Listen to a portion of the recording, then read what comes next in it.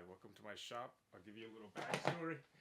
This case was found back in 2016 by my grandfather in the basement, along with a bag full of empty envelopes and a whole bunch of variants I might start selling as collectible limited edition. Those are copies. The variants are in the case, and I might make another video opening the case up. Back in 2016, we scanned about 40, and I even put some designs I edited in Photoshop on hoodies that are now somewhere with my dad's, and even made greeting card prototypes, and then didn't really know how to sell them and just kind of gave up on them. Within the last year, I scanned all 160. I found there was 160 of them. Put them in a nice little order in this little book, and started learning about vectorizing, printify. Made some prototypes here. Got this nice little mug, and that's where I'm at. Around either during this, before it, I don't even remember. I was working on digital printable postcards and thought that's the future, because nobody uses greeting cards or even postcards anymore. But to be able to print your own or just display it, I think that's where it's at. First 4x6, but then the 8.5 by 11 and 4 sections. That's perfect. So it's a 4.25 by 5.5 American postcard standard. And for anyone who doesn't have a printer, or if you have a printer, I'll show you how to print them. So before you start printing, you want to make sure you have thick paper.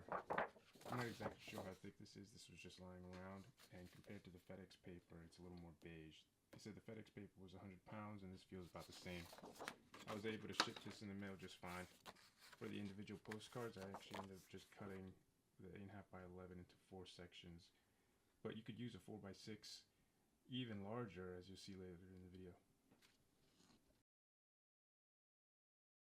Okay, so after you've downloaded and found the print button, you scroll down here and you make sure this is clicked on both sides. I'll show you later why you may want to choose one over the other here. When I first started, I clicked this and I just used this and printed the second page first. That's unnecessary. What you might want to do is click that just to check the preferences and that the paper's on plain. You can change the quality to high if you'd like, and the paper's letter standard. You might want to click this too.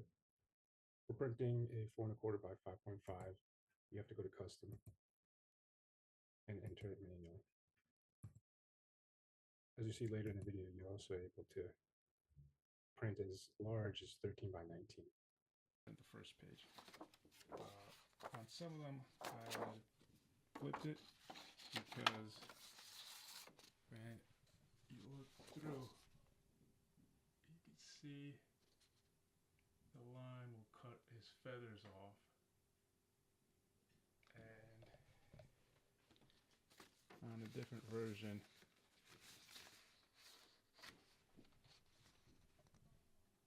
yeah, the line doesn't cut his feathers off. Okay, so to print at FedEx, you could email the files as an attachment to printandgo@fedex.com, or you could bring your USB. I was looking around for the Google Drive attachment. All the files have to be all together in one email less than 25 megabytes, and the attachment I added as a Google Drive wasn't on there.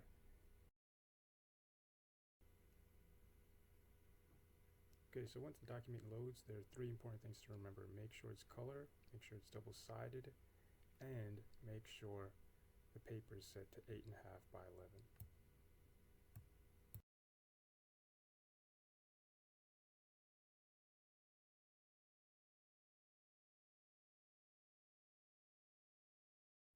So here I'm looking at the different options. It really doesn't matter for this file. Note that it would cost 76 cents to print the front if you only wanted to display. Here's a crucial step before you print. Make sure you open these trays up. Put your paper in the tray over there. Oh look, free paper. And now you're ready to print. Here's another crucial step. You're going to hear this beep because you open the trays. Just click the bottom left status monitor control. Select the tray and click OK.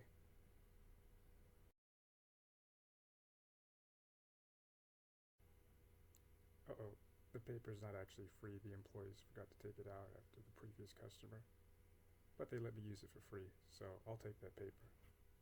I go through the same process to print the individual postcard, but the sizes available are only 8.5 by 11, 11 by 14 legal, and 11 by 17. The FedEx employee also tells me that the paper that was in the tray already is 100 pounds and 10 cents per piece. That's it. Just close this up.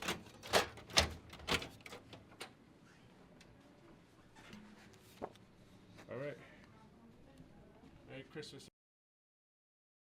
Here's a perk of using your own printer if it's able to do it. 1/4 by 5.5, 8.5 by 11, 13 by 19.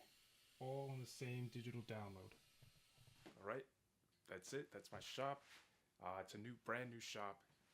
So if there are any technical difficulties, I'll try to do my best. You can email me at chris@stillsinmotions.com. That'll be in the invoice. It'll be on the website.